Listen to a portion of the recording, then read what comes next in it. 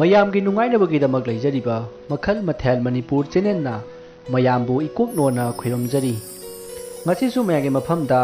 ꯃꯤꯑꯣꯏ ꯑꯃꯗ ꯈꯨꯗꯣꯡꯊꯤꯕ ꯇꯥꯈꯤꯕꯒꯤ ꯋꯥꯔꯤ ꯑꯃ ꯄꯨꯗꯨꯅ ꯂꯥꯛꯆꯔꯤ꯫ ꯋꯥꯔꯤ ꯑꯁꯤꯒꯤ ꯃꯃꯤꯡ ꯑꯀꯤꯕ ꯈꯣꯡꯆꯠ꯫ ꯋꯥꯔꯤ ꯑꯁꯤ ꯍꯤꯡꯂꯤꯕ ꯑꯃꯗꯤ ꯁꯤꯈ꯭ꯔꯕ ꯀꯅꯥꯒꯨꯝꯕꯤ ꯑꯃꯠꯇꯒ ꯃꯔꯤ ꯂꯩꯅꯖꯗꯦ꯫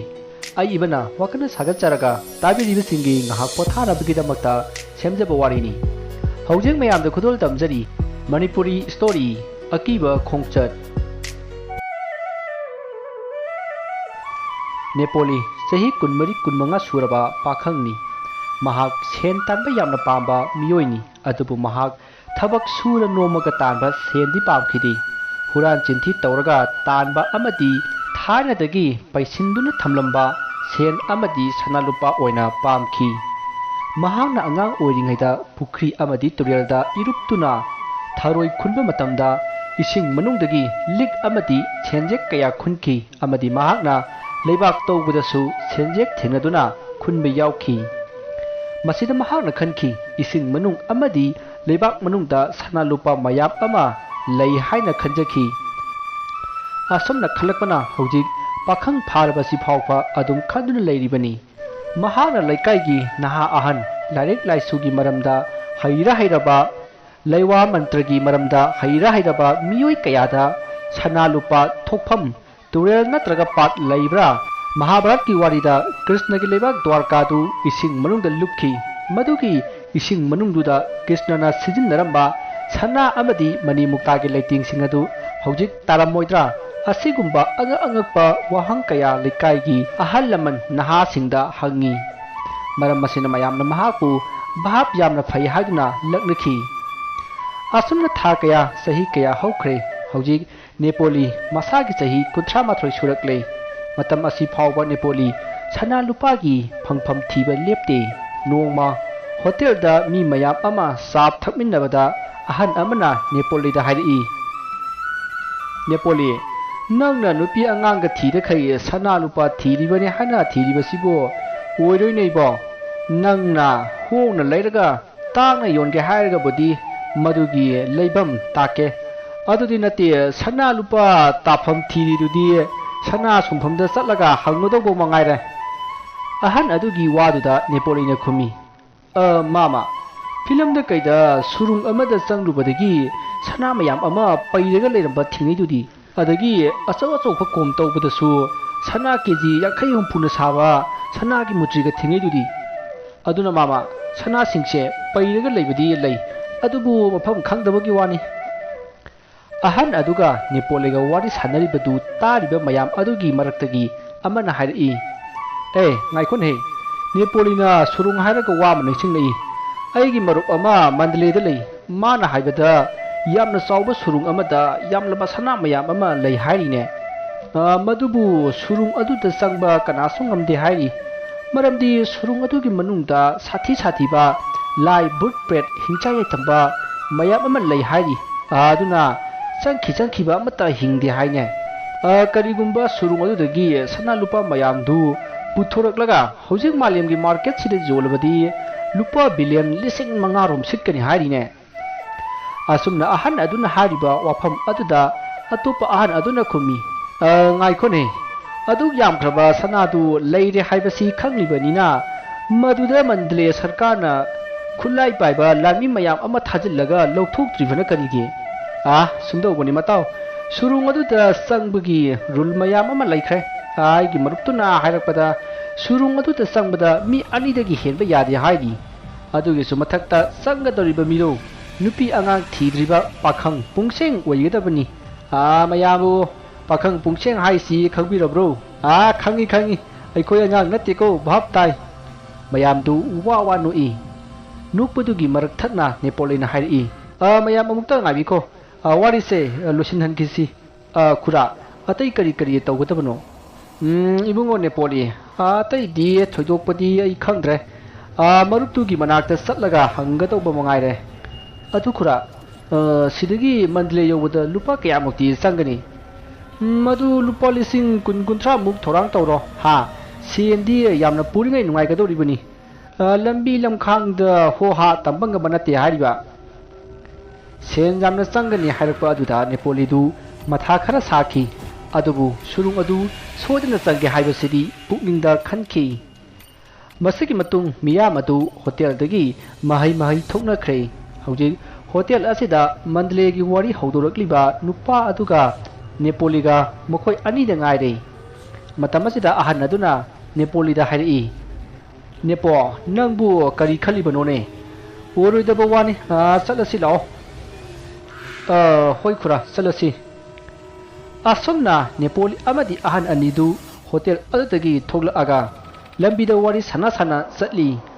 ahal aduna Nepoli da hairi ibungo nangbo siendu puthoglaga satki khalibra ne hoi khura ai laibak amuktang yengsira khaliba munadi khallu hoi arai ba thabak nate punsi manga doribani ko khura asukwana hingdu saru nungai na hingnabu honnabada sikhibana fareda hoi ne nepo adusu lale haibadi yaroi wana hinglingba kanaso laite adubu satki doriba thabak asidi sodina siba yaba khongchani khangde khura siba changba laibak yengage ai gi gari ama lairibase yon thoklaga marudagi phanglakpa senduna mandle chaklage Nepo nangna sodina chatlage khanba leiragadi horen nungdang wadamdo ai gida lau wa khara tanasi aduga imanabudugi lepham dusu taklage hoi khura ai sotina laksage phare ado Nepo nang munadi khalu hai adudi ai amuk yumlomda hajin khrage ne ko hoi khura ai jumu hanja khrage asumna ahan aduga Nepoga lambida chatna wari kaya sanaki ahan aduna hariba wafam aduna chumlabadi mandleda soidana chatka haibasi Nepoli na khankhre mahaki hojik leijariba gari asi yonthoklaga maduda phanglakpa senpham aduda mingondagi khara puraga hapchillaga chatlega haina khankhre asumna matamdu haukhre numidang wairamgi matamni Nepo mafi maron loisalaga ngasai lao hairamba ahan adugi mayumda lakle ahan adusu khangna thongan da leirami Nepoli na lakpa ubada Nepoli bu kauduna ahan adugi yumda punna changminnari masigi matung ka amata purna phaminaraga ahan aduna wari saba hori Nepo nangbu sodina chatlage na khalibra ne hoi khura ai chatlage haina khale aduna aigi gari du yonbagi mamalsu ngangnarami Nepo nangsu thabakti yangsilli hai se ai wa haige nangna mandleda chatpadu ai yaurage aiga punna chalasi aduga aigi marup aduga hainaraba matung nang surung aduda chatlu maduda sangada pasenpam punamakto ai loina puthokani aduga aigi marup aduda su haina birage mahakna mafam adugi mawong matong loina khangbanina nangna surung aduda sangbada kari thodok thengnagani haibadu mangondagi knowledge fangani nangna sana sing adu phangba ngamlabadi lupa karo yankai di aingonda piyu aduga imanaba aduda su yankai ama piyu karinguma nangna surung adu sangba ngamlabadi yang thrapa senpham ni phanggadoribase marudagi lupa karo yankai dang khaidokpada masi lengadaba nateda nangna sana mayamdu puthoraklaga yonpham su khangdoi madusu aikoina simbige aduna aina harba senpham masi khayu nang kari khalige ahan aduna hari wafam madu Nepolisu hoi haiduna yari masidagi ahan aduna fare adudi aiga imanaba aduga paw phaunarage ngasigidi nang hallo haiduna Nepoli bu thadorakle Nepoli na hawalaklaga satkhige tawbada ahan aduna khamki aduga hairi ngai ko Nepo aina hari wafam asi kanada su haiba yadi subnagi nang haigada haibabu mandleda koiba chatkani haiba sikhak haigada badiko sanagi wari panba suya yadi hoi fani khura ai bhapta jare chalo se lupa lisinga mani sina karino khara sano yani da khura laune asomna ahan aduna Nepoli bu yumda halan khrei masigi matung matam khara haukrei Nepoli amadi ahan adu mandle yauduna ahan adugi mamanaba adugi mayumda leirakpa numit humni suraklei ahan aduna mandle gi mamanaba aduda mokhonja lapagi maramsu ꯍꯧꯗꯣꯛꯇ꯭ꯔꯤ ꯆꯨꯝꯅ Mandalay ꯑꯁꯤꯗ ꯀꯣꯏꯕ ꯂꯥꯛꯄꯅꯤ ꯍꯥꯏꯅ ꯈꯨꯝꯂꯤ ꯃꯁꯤꯗ ꯅꯦꯄꯣꯂꯤꯅ ꯑꯩꯈꯣꯏꯅ ꯂꯥꯛꯄꯒꯤ ꯃꯔꯝ ꯑꯗꯨ ꯀꯔꯤꯒꯤ ꯍꯥꯏꯗ꯭ꯔꯤꯕꯅꯣ ꯍꯥꯏꯅ ꯍꯪꯕꯗ ꯃꯇꯥꯡ ꯆꯥꯗꯕꯒꯤꯅꯤ ꯍꯥꯏꯅ ꯈꯨꯝꯈꯤ ꯑꯁꯨꯝꯅ ꯎꯔꯩ ꯄꯥꯔꯩ ꯈꯨꯝꯗꯨꯅ ꯅꯦꯄꯣꯂꯤꯕꯨ ꯃꯟꯗꯂꯦꯗ ꯊꯝꯃꯛꯄ ꯊꯥ ꯑꯃ ꯐꯥꯖꯤꯟꯈ꯭ꯔꯦ ꯅꯣꯡꯃ ꯅꯨꯃꯤꯠ ꯑꯃ ꯅꯦꯄꯣꯂꯤ ꯑꯃꯗꯤ ꯑꯍꯟ ꯑꯗꯨꯒꯤ ꯃꯟꯗꯂꯦꯒꯤ ꯃꯃꯥꯟꯅꯕ ꯑꯗꯨꯒ ꯄꯨꯟꯅ ꯃꯐꯝ ꯑꯃꯗ ꯆꯠꯈꯤ ꯅꯦꯄꯣꯂꯤꯅ ꯀꯔꯥꯏꯗ ꯆꯠꯂꯤꯕꯅꯣ ꯍꯥꯏꯅ ꯃꯥꯒ ꯂꯥꯛꯃꯤꯟꯅꯕ ꯑꯍꯟ ꯑꯗꯨꯗ ꯍꯪꯈꯤ ꯑꯍꯟ ꯑꯗꯨꯅ ꯃꯟꯗꯂꯦꯒꯤ ꯃꯃꯥꯟꯅꯕ ꯑꯁꯤꯒꯤ ꯃꯃꯥꯟꯅꯕ ꯑꯃꯒꯤ ꯃꯅꯥꯛꯇ ꯆꯠꯂꯤꯕꯅꯤ ꯁꯅꯥ ꯂꯩꯐꯝ ꯑꯗꯨꯒꯤ ꯋꯥ ꯇꯥꯟꯅꯕ ꯆꯠꯂꯤꯕꯅꯤ ꯍꯥꯏꯅ ꯈꯨꯝꯃꯛꯏ ꯑꯗꯨꯕꯨ ꯋꯥꯐꯝ ꯑꯁꯤ ꯅꯦꯄꯣꯂꯤꯗꯤ ꯊꯥꯖꯔꯝꯗꯦ ꯑꯗꯨꯕꯨ ꯊꯥꯖꯗꯦ ꯍꯥꯏꯗꯨꯅ ꯀꯔꯤ ꯇꯧꯔꯨꯅꯤ ꯃꯈꯣꯏꯅ ꯄꯨꯔꯤꯕ ꯃꯐꯝ ꯑꯗꯨꯗ ꯑꯗꯨꯝ ꯆꯠꯈꯤ ꯑꯁꯨꯝ ꯂꯥꯛꯄꯅ ꯁꯨꯛꯂꯕ ꯎꯃꯪ ꯑꯃ ꯌꯧꯔꯛꯂꯦ ꯎꯃꯪ ꯑꯗꯨꯗ ꯑꯀꯤꯕ ꯍꯦꯛ ꯌꯦꯡꯕꯗ ꯈꯪꯂꯒꯗꯕ ꯎ ꯀꯌꯥ ꯍꯧꯔꯝꯃꯤ ꯑꯉꯛꯄꯒꯤ ꯃꯁꯛꯅꯤ ꯈꯔ ꯑꯁꯨꯝ ꯊꯧꯖꯤꯜꯂꯛꯄꯗ ꯒꯥꯔꯤ ꯑꯗꯨ ꯈꯥꯝꯂꯦ ꯑꯗꯨꯒ ꯃꯁꯤꯗꯒꯤ ꯅꯦꯄꯣꯂꯤꯒ ꯂꯥꯛꯃꯤꯟꯅꯕ ꯑꯍꯟ ꯑꯗꯨꯅ ꯍꯥꯏꯔꯛꯏ ꯃꯐꯝꯁꯤꯗ ꯃꯤꯅꯤꯠ 10ꯃꯨꯛ ꯄꯣꯊꯥꯈꯤꯁꯤ ꯃꯐꯝꯁꯦ ꯌꯥꯝꯅ ꯏꯪꯕꯅꯤ ꯌꯥꯝꯅꯁꯨ ꯐꯖꯕꯅꯤ ꯃꯐꯝ ꯑꯁꯤꯒꯤ ꯐꯖꯕꯁꯦ ꯅꯨꯡꯗꯥꯡꯗꯅ ꯑꯃꯨꯛꯀ ꯍꯦꯟꯅ ꯍꯦꯜꯂꯤꯕꯅꯤ ꯑꯗꯨꯒ ꯀꯔꯤꯒꯨꯝꯕꯗ ꯎꯃꯪ ꯑꯁꯤ ꯐꯥꯎꯗꯨꯅ ꯆꯠꯄ ꯇꯥꯔꯕꯗꯤ ꯃꯤꯀꯨꯞ ꯈꯔ ꯎꯃꯪ ꯑꯁꯤꯗ ꯄꯣꯊꯥꯗꯕ ꯌꯥꯗꯦ ꯑꯍꯟ ꯑꯗꯨꯅ ꯍꯥꯏꯔꯤꯕ ꯋꯥꯐꯝ ꯑꯗꯨ ꯅꯦꯄꯣꯂꯤ ꯀꯌꯥ ꯊꯣꯏꯅ ꯊꯥꯖꯈꯤꯗꯦ ꯃꯁꯤꯗꯒꯤ ꯅꯦꯄꯣꯂꯤꯅ ꯍꯥꯏꯔꯛꯏ ꯈꯨꯔꯥ ꯀꯔꯤꯅꯣ ꯑꯩꯈꯣꯏꯅ ꯆꯠꯂꯤꯕ ꯂꯝꯕꯤꯁꯤꯗꯤ ꯃꯤ ꯊꯨꯅ ꯆꯠꯅꯕꯁꯨ ꯃꯥꯟꯗꯦ ꯂꯝꯕꯤꯁꯤ ꯌꯥꯝꯅ ꯁꯣꯡꯖꯤꯜꯂꯤ ꯃꯁꯤꯗꯒꯤ ꯆꯠꯂꯒ ꯀꯅꯥꯅꯣ ꯑꯩꯈꯣꯏꯅ ꯎꯅꯔꯨꯗꯣꯏꯁꯤꯕꯣ ꯍꯦꯔꯥ ꯂꯝꯕꯤꯁꯤꯗꯤ ꯑꯩꯈꯣꯏꯅ ꯁꯝꯃꯒ ꯂꯥꯛꯄꯒꯤꯅꯤ ꯑꯁꯣꯝꯗ ꯀꯣꯏꯊꯣꯛꯂꯕꯗꯤ ꯅꯣꯡꯃꯒꯨꯝꯕ ꯆꯪꯒꯗꯧꯔꯤꯕꯅꯤ ꯑꯗꯨꯅ ꯑꯁꯝꯕꯁꯤꯗ ꯂꯥꯛꯄꯅꯤꯗ ꯑꯁꯨꯝꯅ ꯋꯥꯔꯤ ꯁꯥꯟꯅꯔꯤꯉꯩ ꯃꯟꯗꯂꯦꯒꯤ ꯃꯃꯥꯟꯅꯕ ꯑꯗꯨꯅ ꯍꯩ ꯈꯔ ꯍꯦꯛꯂꯒ ꯄꯨꯔꯛꯏ ꯍꯩ ꯑꯗꯨꯒꯤ ꯃꯆꯨ ꯑꯗꯨ ꯃꯨꯁꯤꯟ ꯃꯨꯈꯤ ꯑꯗꯨꯕꯨ ꯆꯥꯕꯗꯗꯤ ꯌꯥꯝꯅ ꯍꯥꯎꯒꯗꯕꯁꯨ ꯃꯥꯟꯈꯤ ꯃꯟꯗꯂꯦꯒꯤ ꯃꯃꯥꯟꯅꯕ ꯑꯗꯨꯅ ꯄꯨꯔꯛꯂꯤꯕ ꯍꯩ ꯑꯗꯨ ꯅꯦꯄꯣꯂꯤꯗ ꯄꯤꯔꯛꯏ ꯃꯇꯝ ꯑꯗꯨꯗ ꯑꯍꯟ ꯑꯗꯨꯅ ꯃꯨꯟꯅ ꯌꯦꯡꯉꯒ ꯍꯩ ꯑꯗꯨ ꯄꯤꯔꯛꯈꯤꯕꯅꯤ ꯑꯍꯟ ꯑꯗꯨꯒꯤ ꯃꯑꯣꯡꯗꯨ ꯅꯦꯄꯣꯂꯤꯅ ꯌꯥꯝꯅ ꯆꯤꯡꯅꯕꯗꯒꯤ ꯃꯍꯥꯛꯅ ꯍꯩ ꯑꯗꯨ ꯍꯔꯥꯎ ꯂꯧꯔꯒ ꯐꯨꯛ ꯍꯧꯒꯠꯂꯤ ꯑꯗꯨꯒ ꯎꯃꯪꯒꯤ ꯐꯖꯕ ꯑꯗꯨ ꯌꯦꯡꯕ ꯁꯥꯔꯒ ꯑꯍꯟ ꯑꯅꯤ ꯑꯗꯨꯗ ꯃꯇꯨꯡ ꯑꯣꯟꯁꯤꯜꯂꯒ ꯍꯩ ꯑꯗꯨ ꯆꯥꯈꯤ ꯃꯁꯤꯗꯒꯤ ꯅꯦꯄꯣꯂꯤꯗꯨ ꯈꯪꯍꯧꯗꯅ ꯃꯀꯣꯛ ꯉꯥꯎꯔꯛꯏ ꯑꯗꯨꯒ ꯑꯍꯟ ꯑꯗꯨꯗ ꯑꯩ ꯀꯣꯛ ꯉꯥꯎꯔꯦ ꯀꯩꯅꯣꯝ ꯇꯧꯔꯦ ꯍꯥꯏꯔꯝꯃꯒ ꯅꯦꯄꯣꯂꯤ ꯒ꯭ꯌꯥꯟ ꯃꯥꯡꯈ꯭ꯔꯦ ꯃꯁꯤꯗꯒꯤ ꯑꯍꯟ ꯑꯅꯤꯗꯨꯅ ꯆꯦꯟꯁꯤꯜꯂꯛꯂꯒ ꯅꯦꯄꯣꯂꯤꯕꯨ ꯌꯦꯡꯈꯤ ꯑꯗꯨꯒ ꯍꯥꯏꯅꯔꯛꯏ ꯌꯥꯔꯦꯅꯦ ꯁꯤ ꯑꯣꯏꯔꯗꯤ ꯃꯈꯣꯏꯒꯤ ꯃꯤꯗꯨ ꯍꯧꯖꯤꯛ ꯃꯐꯝꯁꯤꯗ ꯂꯥꯛꯇꯨꯅ ꯂꯩꯔꯕꯅꯤ ꯑꯩ ꯀꯧꯒꯦ ꯃꯁꯤ ꯍꯥꯏꯔꯒ ꯃꯈꯣꯏꯅ ꯍꯨꯏꯁꯦꯟ ꯑꯃ ꯈꯣꯡꯈꯤ ꯃꯇꯝ ꯑꯗꯨꯗ ꯃꯤꯑꯣꯏ ꯈꯔ ꯎꯃꯪꯒꯤ ꯑꯁꯣꯡꯕ ꯃꯔꯛꯇꯒꯤ ꯊꯣꯔꯛꯏ ꯊꯣꯔꯛꯂꯤꯕ ꯃꯤꯑꯣꯏꯁꯤꯡ ꯑꯗꯨꯒ ꯅꯦꯄꯣꯂꯤꯒ ꯂꯥꯛꯃꯤꯟꯅꯕ ꯑꯍꯟ ꯑꯗꯨꯒꯤ ꯃꯟꯗꯂꯦꯒꯤ ꯃꯃꯥꯟꯅꯕ ꯑꯗꯨꯒ ꯃꯈꯣꯏ ꯀꯔꯤꯅꯣ ꯋꯥꯔꯤ ꯈꯔ ꯁꯥꯟꯅꯈꯤ ꯁꯣꯝꯗ ꯅꯦꯄꯣꯂꯤꯗꯤ ꯒꯥꯔꯤꯒꯤ ꯃꯅꯥꯛꯇ ꯇꯥꯔꯒ ꯂꯩꯕꯅꯤ ꯋꯥꯔꯤ ꯁꯥꯟꯅꯔꯤꯕꯁꯤꯡ ꯑꯗꯨꯗꯤ ꯒꯥꯔꯤꯗꯒꯤ ꯈꯔ ꯆꯠꯊꯣꯛꯂꯒ ꯃꯈꯣꯏꯗꯤ ꯋꯥꯔꯤ ꯁꯥꯟꯅꯗꯨꯅ ꯂꯩꯈꯤ ꯇꯥꯟꯖꯥ ꯑꯗꯨꯗ ꯅꯦꯄꯣꯂꯤꯅ ꯃꯃꯤꯠ ꯇꯞꯅ ꯄꯥꯡꯊꯣꯔꯛꯏ ꯑꯗꯨꯒ ꯍꯥꯏꯐꯦꯠ ꯀꯣꯏꯌꯦꯡ ꯌꯦꯡꯉꯤ ꯃꯇꯝ ꯑꯗꯨꯗ ꯑꯍꯟ ꯑꯗꯨꯅ ꯋꯥꯔꯤ ꯁꯥꯟꯅꯔꯤꯕ मियोई अदुगा लाकमिनाबा मियोईसिंग अदुना नुपा आसी लेंगकले हायना लावरखी मसिदगी नेपोलिदु फुक हौगतुना उमंगे असोंग माइके यिंगदुना सिनसिलाई मसिगी मतुंग मागा लाकमिनाबा अहन अमदी अहन अदुगी ममानाबा मखोय अनि यावना मखोयना वारी सानरिबा मियोईसिंग अदुगा पुन्ना नेपोलिबु तानरई तानरलिबा मियोईसिंग अदुना फन्नकन तानरबसु नेपोली फंखिद्रे अदुबु उमंग असिददी लैरे हाइबसी मखोयना खंखी अदुना मखोयना नेपोलिबु थीबा लेपखिदे तांजा असिदा नेपोलिगा लाकमिनाबा अहन अदुना मागी ममानाबा हाइरई करियो नंगना पुरकलिबा हाइदुबो ओनरबो अस कराइदेनोदा ओनदि सुकुना तरोकलिबा थबकचिदबु अइना अमुक सोइगद्रो अदुदि करिगी माना कुइना वानथजिबनो मयादा असिनबगी मही ताजि फावबा ग्यान ला ओइदबनी अदुगा माना ग्यान ला आइदुना कमाइ तरुजानो यामना साखेद्रबा जाला असुमना खन्ना असुम थिरकपदा हौजिक नुमित तासलकले मतम असिदा करिगुंबा नुमित ताखरबदी नेपोली सोइदना नाथोखरनी अदुना माबु फंगनबा थीदुना हालौरसी हाइना मखोय मयाम वारेपनरे करिगुंबा माना नाथोखरबदी मखोयगी थबक असि मथंग मथंग खंगनरकलगनी हाइबसी मखोय खंगबदगी नेपोलीबु हालनबा वारेपसी लौनरे मसिदगी नेपोलीगा लाकमिनबा अहन अमदी ahan adugi mamanaba makhoina wari sanakhiba nupa aduda Nepalibu hingna phaba ngamjaragana nakhoina sen amata piramdana pujakro karigumba phangba ngamloidabagi mami leiragadi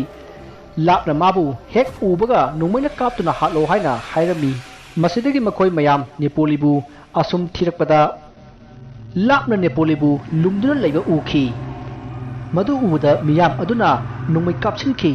masidagi miyamna chensin-duna yengmadadi Nepali oiramdrei mana litkiba fret adu oirami masigi maramdi miyam asina mahakpu thiraklibra haibatu khangnabagi kadar asi torambani masidagi miyam aduna makha tana handakti saithoklaga koithi thiba haurakle makhoi mayamna lakpadi una wana singtek singlang mayam chabet netlaga lakpana makhol jamna thoi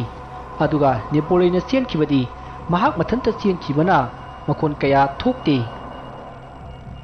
maram asina Nepalina makhoi mayam asi magi manak joroi natraga yorukti haibasi irai laina khangki makhoi gi miyam aduna sorok prek laubagi khonjel adu mayam yambanina hauna takhibani mahakti magi phurituda nongmaina kapagi khonjel tabada asongba mafam yengduna pungchendda chenkhi amaromda mahak umang adugi lambisu mahakti khangdabanina thokpa yabagi tanja phanglabasu mahak atopa umang orobai ningduna umangda amuk handuna adum chensinki amaromda mahak numit tarakpaduda yamnasu pakhatlami umang asidagi karamna chenthokani lambi karamna khangani haibasu mahak wakhal amata thoklamde chinabata khanduna leirami nakan amaromda Nepalibu tanarekliba miyoi singdu numit tarakpaduda umang arudagi yangna thokmanaba hondarai asuna Nepalibu tanarekliba miyoi singadu umang adu thatoklaga chatnakhre hojik umang asi Nepali mathanta lehore adubu Nepalidi umang asida mabu haranaba miyoi singadu hojisu tanarakli haina khankhi adubu ngihaki matung umang asida mini sani khangtaba kaya ama mafam amadagi amada kuichen chenba u amadagi u amada chungbu kaya ama tawrai masida natana kiraba amukta takhidriba khonjal kaya su tarai Nepalidu magi masa adu napina kupsillaga tuminna lutlaga leikhi masaki matung hojik no ngale ayuk asida Nepaliga lakminaba ahan amadi magi mamanaba aduga punna makhoi ngarangi khongbuduga punna umang asida Nepalibu koithi thiba horakhi masigi matung makhoina asum thirakpada mi amagi masa ama yamna sathina matak tatlaga taba thingnakhi madu sa amana yamna sathina segaiduna sakhibagi oirami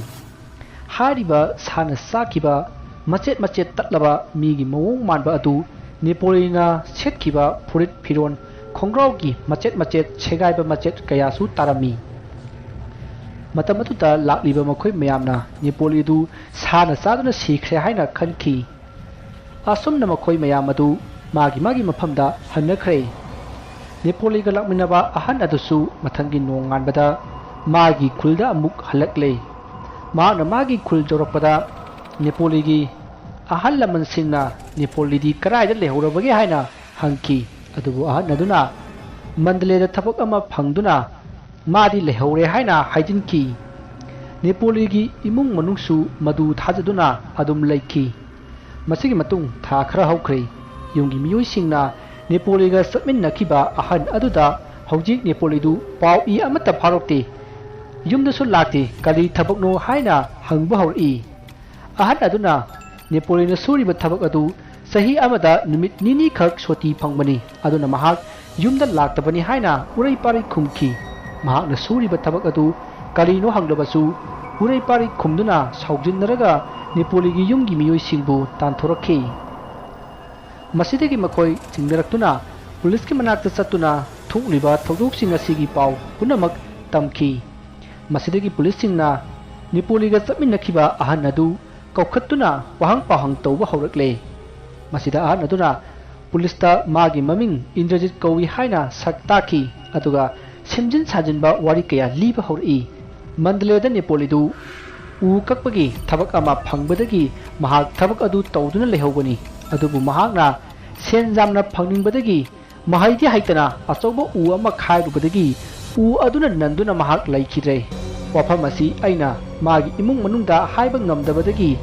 ꯍꯥꯏꯗꯕꯅꯤ ꯍꯥꯏꯅ ꯄꯨꯂꯤꯁꯇ ꯍꯥꯏꯖꯤꯜꯂꯝꯃꯤ ꯑꯗꯨꯕꯨ ꯅꯦꯄꯣꯂꯤ ꯏꯃꯨꯡ ꯃꯅꯨꯡꯅꯗꯤ ꯅꯦꯄꯣꯂꯤ ꯎ ꯀꯛꯄ ꯌꯥꯝꯅ ꯍꯩꯕ ꯃꯤꯅꯤ ꯃꯥꯅ ꯆꯥꯎꯔꯕ ꯈꯣꯡꯅꯥꯡ ꯀꯌꯥꯁꯨ ꯀꯛꯈ꯭ꯔꯦ ꯍꯥꯏꯅ ꯄꯨꯂꯤꯁꯇ ꯍꯥꯏꯔꯝꯃꯤ ꯑꯗꯨꯕꯨ ꯄꯨꯂꯤꯁꯅ ꯅꯦꯄꯣꯂꯤꯒꯤ ꯏꯃꯨꯡ ꯃꯅꯨꯡꯅ ꯍꯥꯏꯔꯤꯕ ꯋꯥꯐꯝꯗꯨ ꯊꯑꯣꯏꯅ ꯇꯥꯔꯝꯗꯦ